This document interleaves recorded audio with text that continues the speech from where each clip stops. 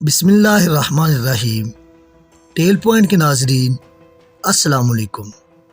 گزشتہ 10 سال سے اسرائیل اپنی سرحدوں کی وسعت اور اپنی ریاست کے غلبے کے لیے اس قدر سرگرم کیوں ہے؟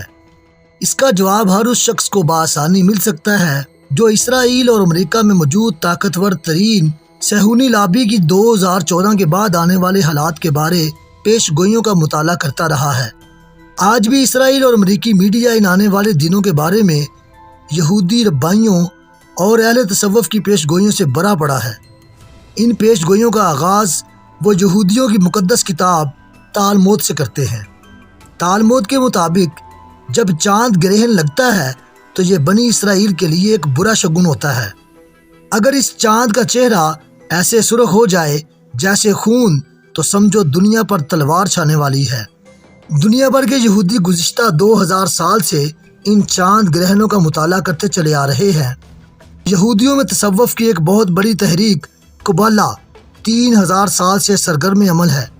مدتوں ان کے ہاں تصوف کا علم زبانی طور پر منتقل کیا جاتا تھا، مگر چند سو سال پہلے ان کے ہاں تصوف کے لٹریچر نے جنم لیا اور اس سلسلے میں 3 کتابیں باہیر، سفرازیل، جمالخ اور زہر لکھی گئیں، اور آج بھی یہ سلسلہ تصوف قبالہ کی رہنما تصنیف مانی جاتی ہے۔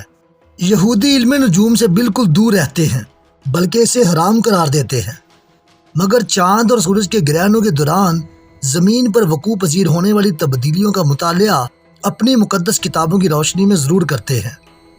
ان کے نزدیک تاریخ میں جب کبھی 4 خونی چاند گرہن ایک ترتیب میں آئے تو بنی اسرائیل پر ایک آفت ضرور ٹوٹی، مگر اس آفت کے بعد ان کی یقینی فتح ضرور ہوتی ہے۔ یہودیوں نے ایسے بڑے واقعات کی ایک تاریخ مرتب کر رکھی ہے۔ اس سارے عمل کو وہ اعلی یعنی اللہ کی نشانیوں میں سے ایک واضح نشانی جانتے ہیں۔ ان چاند گرہنوں کی اہمیت اس وقت ہوتی ہے جب یہ 4 خونی چاند کسی نہ کسی یہودی مذہبی دن کے آس پاس ظہور پذیر ہوں۔ یہودی گزشتہ 50 سال سے ایسے 4 خونی چاند گرہنوں کا انتظار کر رہے تھے، اور اسرائیل کے معبدوں میں اس کے لیے مستقل دعائیں اور دیوار گریہ پر عبادت ہو رہی تھی۔ ان میں پہلا خونی چاند گرہن 15 اپریل 2014 کو لگا۔ اس دوران یہودیوں کا مشہور تہوار یدش، جسے انگریزی زبان میں پیس اوور کہتے ہیں، وہ منایا جا رہا تھا۔ یہ تہوار 7 دن تک چلتا ہے۔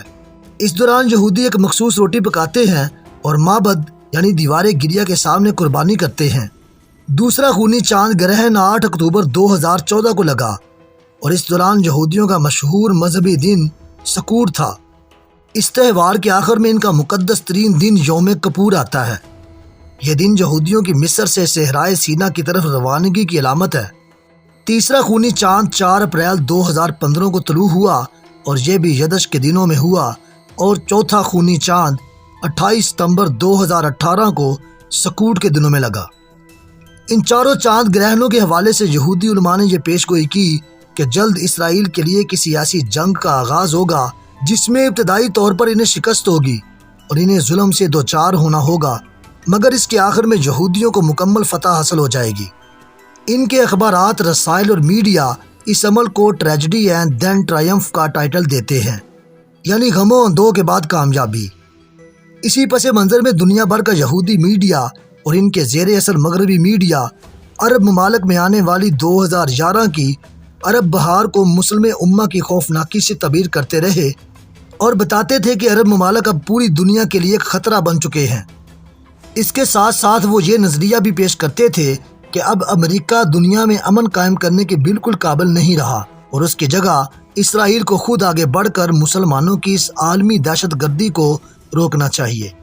عرب بہار کی بے چینی سے فائدہ اٹھا کر ان ملکوں میں مکمل تباہی کا راستہ ہموار کیا گیا، اور یوں مصر کے مرسی اور لیبیا کے قذافی کو نشان عبرت بنا دیا گیا۔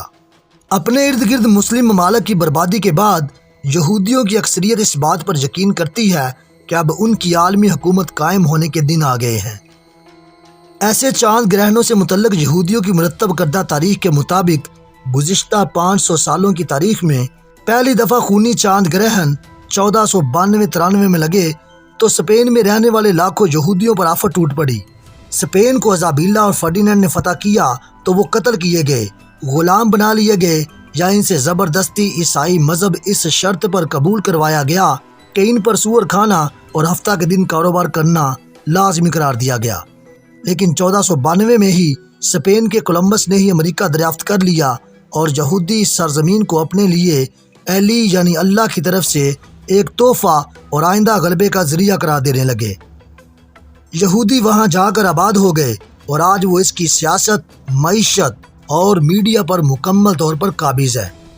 دوسری دفعہ ایسے 4 خونی چاند گرہن 1949-50 میں ظہور پذیر ہوئے۔ اسرائیل وجود میں آ چکا تھا اور ڈیوڈ بن گوریان کی حکومت بن چکی تھی۔ اس حکومت کے خلاف 7 عرب ممالک کی افواج متحد ہو کر حملہ آور ہوئیں۔ اسرائیل کے پاس صرف ایک ٹینک تھا، لیکن قوم پرست عربوں کے پاس 200 ٹینک تھے۔ اسرائیلی آج بھی یہ سمجھتے ہیں کہ ایلی نے انہیں ان قوم پرست روس نواز عربوں پر فتح عطا کی۔ تیسری دفعہ یہ 4 خونی چاند 1967-68 میں طلوع ہوئے۔ اس دوران مشہور عرب اسرائیل مارکا برپا ہوا تھا۔ ایک جانب قوم پرست اور کمیونسٹ نواز عرب تھے جنہیں روس کی پشت پناہی حاصل تھی۔ اسرائیل کی آبادی 8 لاکھ تھی اور عرب 5 کروڑ۔ 4 ملک مصر، شام، لبنان اور اردن نے حملہ کیا۔ روس نے $2 ارب کا اسلحہ بھی فراہم کیا۔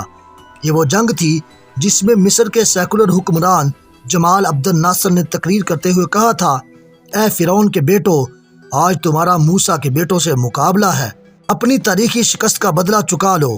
ان نام نہاد مسلمان اور قوم پرست سیکولرز نے دراصل اللہ کے دشمن کا نام لے کر اللہ کی غیرت کو للکارا تھا۔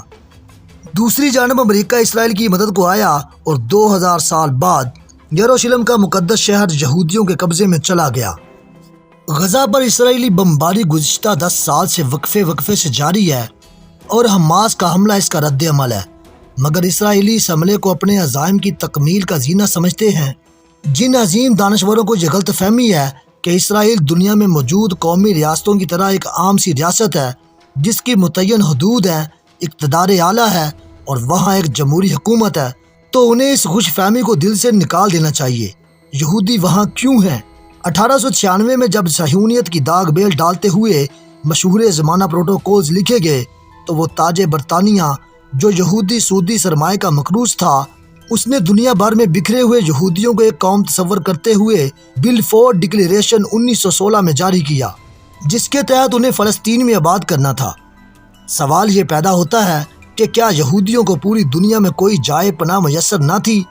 تمام اتحادی ممالک اور امریکہ کے دروازے ان کے لیے کھلے تھے۔ پھر وہ حیفا اور تل ابیب جیسے بے آب و گیا علاقے میں آ کر کیوں آباد ہونا شروع ہوئے؟ جنگ عظیم دوم کے بعد تو یورپ میں بھی ان کا غلبہ ہو چکا تھا، ان کے خلاف گفتگو کرنا بھی قابل سزا جرم بن چکا تھا۔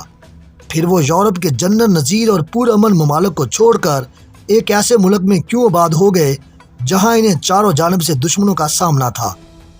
اس کا جواب صرف اور صرف ایک ہی ہے کہ یہ یہودی وہاں آخری عالمی جنگ لڑنے کے لیے اکٹھے ہوئے ہیں، ایک ایسی جنگ جس کے نتیجے میں ان کے مذہبی ربائیوں کا دعویٰ ہے کہ انہیں فتح نصیب ہوگی اور یروشلم کے تخت سے حضرت داؤد اور حضرت سلیمان علیہ السلام کی طرح کی ایک عالمی یہودی حکومت قائم ہو جائے گی جسے وہ rolling state of the world کہتے ہیں۔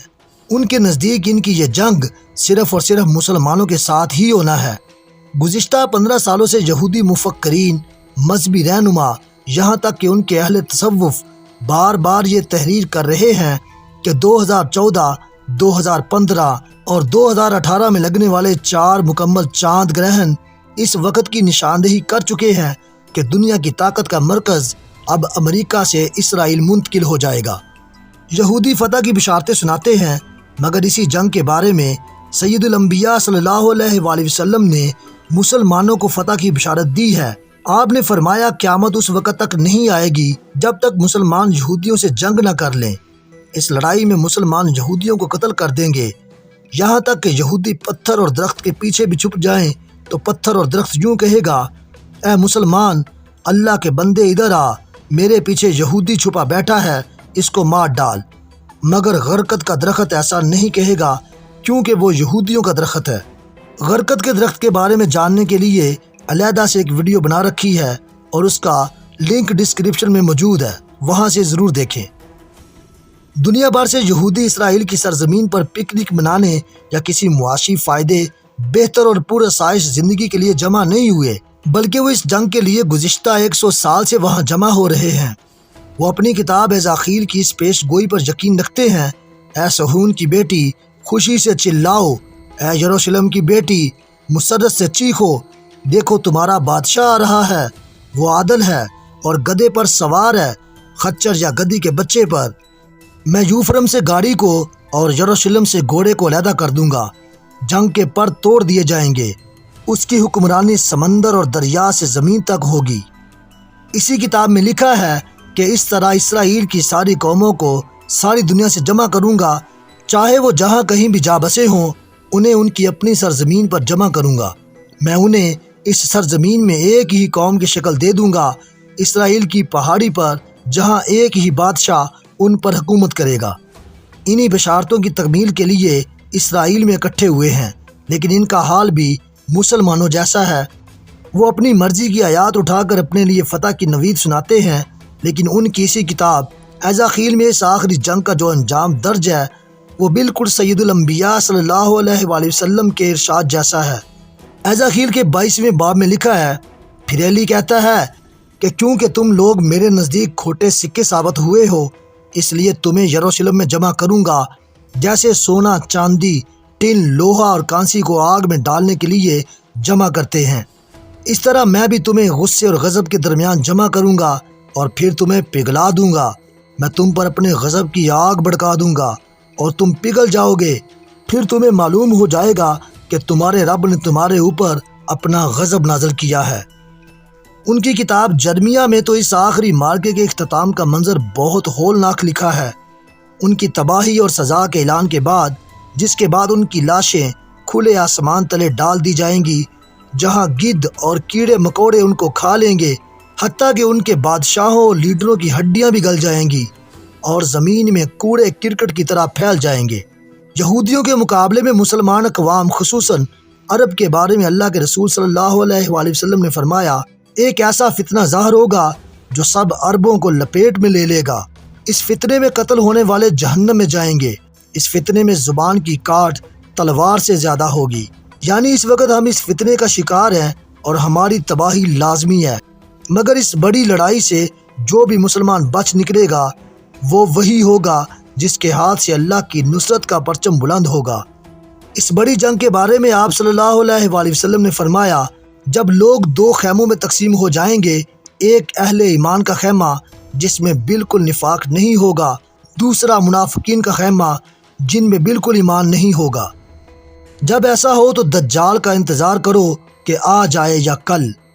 یہ ابتلا کا دور ہے، شامت اعمال ہے، صفائی کا موسم ہے۔ دنیا جلد دو خیموں میں بٹنے والی ہے۔ آج فیصلہ کر لیں کہ ہم کس طرف ہیں، کیونکہ کچھ عرصے بعد ہمیں زبردستی ایک جانب ہونا پڑے گا۔ کوئی ہمیں اس جنگ میں نیوٹرل نہیں رہنے دے گا۔